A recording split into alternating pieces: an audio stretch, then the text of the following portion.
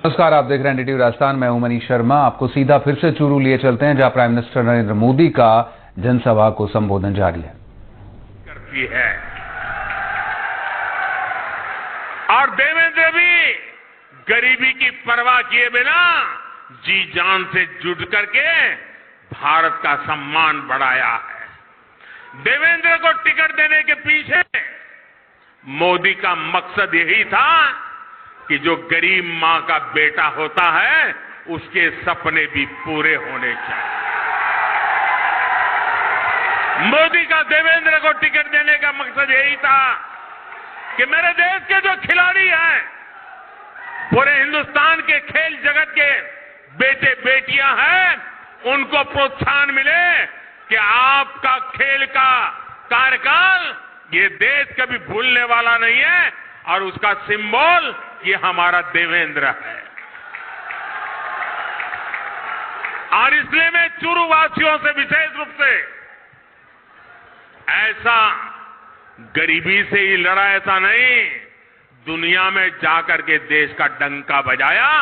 ऐसे मेरे साथी को, चाहे वो चूरू हो, झुंझुनू हो या सीकर हो, आप भारतीय जनता पार्टी को भरपूर आशीर्वाद दीजिए। और मैं आपको विश्वास दिलाता हूं, आपके सपनों को पूरा करने के लिए मैं एड़ी चोटी का जोर लगा दूंगा जी।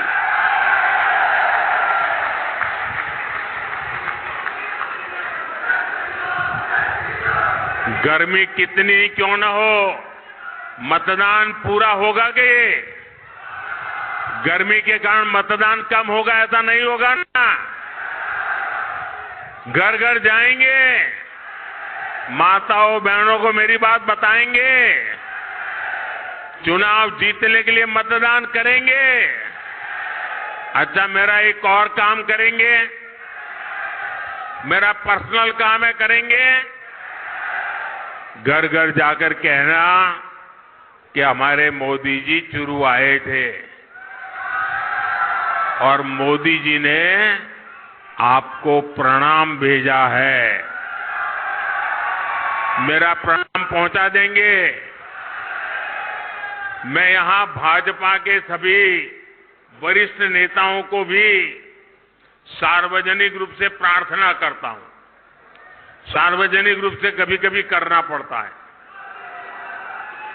ऐसा है कि चुनाव का समय है, हर किसी के जिम्मे बहुत सारा काम है, लेकिन इनको मन में रहता है कि प्रधानमंत्री जी आए और हम नहीं जाएंगे तो कैसा लगेगा।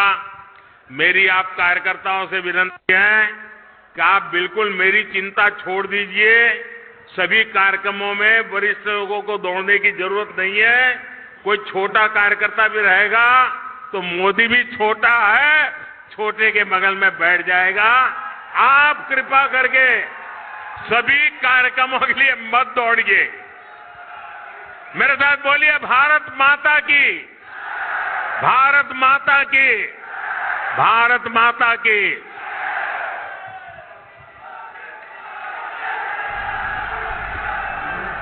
तो प्रधानमंत्री नरेंद्र मोदी का एक लंबा संबोधन, चूरू में विजय शंखनाद रैली।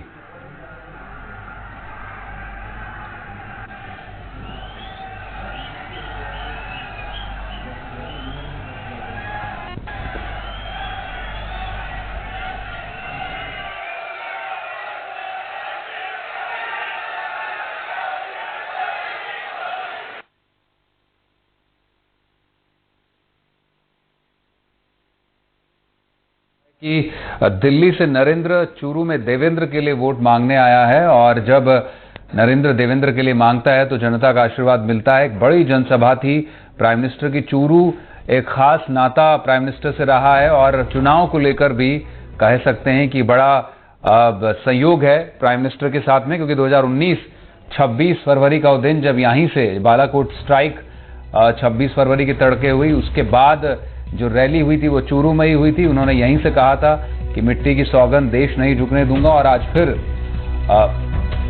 5 साल बाद जब प्राइम मिनिस्टर चूरू में पहुंचे तो फिर से चुनाव के लिए बड़ी रैली, और इस बार प्रत्याशी हैं राहुल कसवा की जगह देवेंद्र झाझड़िया। गजेंद्र हमारे सहयोगी चूरू से इस वक्त मौजूद हैं, उनका रुख करेंगे। गजेंद्र, निश्चित रूप से एक बड़ी विशाल जनसभा ये हुई झाझड़िया के लिए, जिस तरह से प्राइम मिनिस्टर ने कहा, बगल में बिठाया और कहा कि नरेंद्र देवेंद्र के लिए वोट मांगने आया है।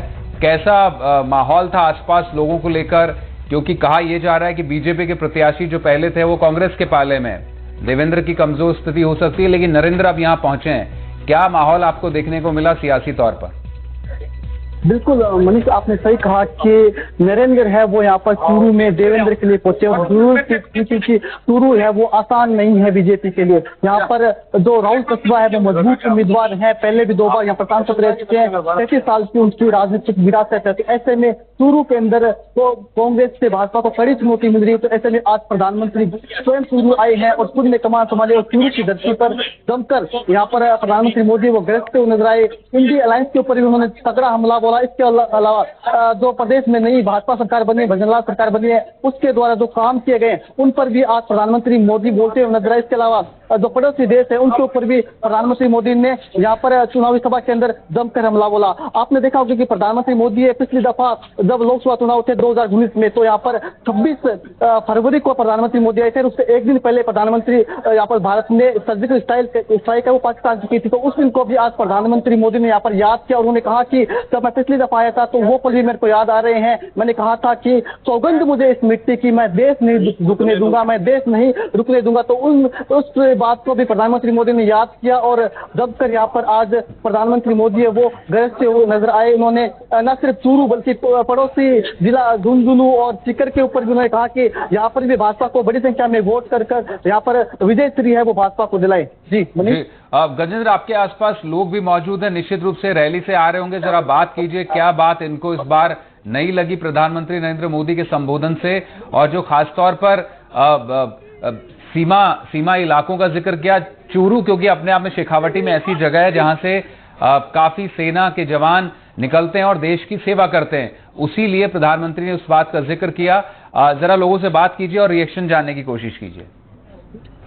कितना उत्साह है प्रधानमंत्री मोदी के मोदी के प्रति और देवेंद्र झाझड़िया के प्रति जनता का इतना उत्साह है, बहुत ज्यादा उत्साह है।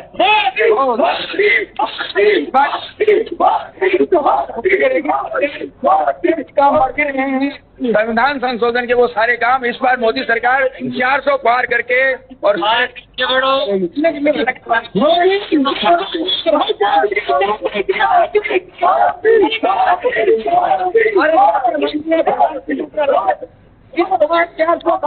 तो ये लक्ष्य है, ये 400 पार ही जाके रहेगा। जी जी जी जी गजेंद्र, उत्साह देखते बन रहा है समर्थकों में और कार्यकर्ताओं में। निश्चित रूप से 4 जून 400 पार उनका जो नारा है, और देवेंद्र झाझड़िया के समर्थक भी दिखाई पड़ रहे हैं। जरा महिलाएं भी दिखाई पड़ रही, इनसे भी जानने की कोशिश करें क्या। अब गजेंद्र, आप तक अगर आवाज पहुंच रही है तो आप अपना ऑडियो अनम्यूट कर दीजिए।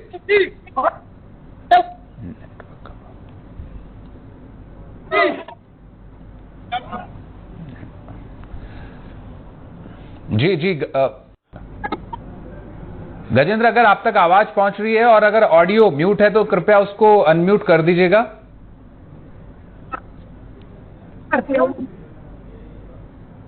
जी काफी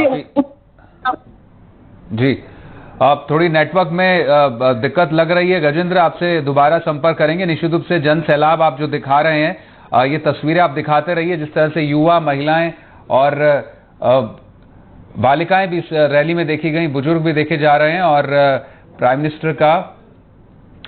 मिनिस्टर का एक बड़ा कहें कि कार्यक्रम रहा चूरू के लिए। सीएम भजनलाल शर्मा मौजूद रहे, देवेंद्र झाझड़िया। तो जिस तरह से बड़ी एक तरह से कहें कि जो बड़ा स्टेटमेंट रहा प्राइम मिनिस्टर के, उन पर फोकस करेंगे कि किस तरह से नरेंद्र देवेंद्र के लिए दिल्ली से वोट मांगने आए। पहले वो सुनवा देते हैं आपको। और जब मैं चूरू आया हूं तो दिल्ली से नरेंद्र देवेंद्र के लिए आशीर्वाद मांगने आया है। और जब नरेंद्र देवेंद्र के लिए आशीर्वाद मांगता है तो आप लोग छप्पर फाड़ करके दे देते हैं। और नरेंद्र मोदी के अलावा खुद देवेंद्र ने भी अपनी बात रखी, वो भी आपको सुनवाते हैं कि उन्होंने क्या कहा। मैं 2 साल पहले आपने स्वागत किया था, सत्कार किया था। मैं तो खिलाड़ी आदमी था, समझा नहीं बात को। आपने कहा था देवेंद्र आपको अहम जिम्मेवारी देंगे, मैं तो उस दिन समझा नहीं था, अब मेरा समझ में आया ये। मैं तो किसान परिवार से हूं, आज मैं यहां बैठा हूं, मेरी मां वहां फसल काट रही है, यह मेरे लिए अच्छी बात है, किसानों के लिए अच्छी बात है।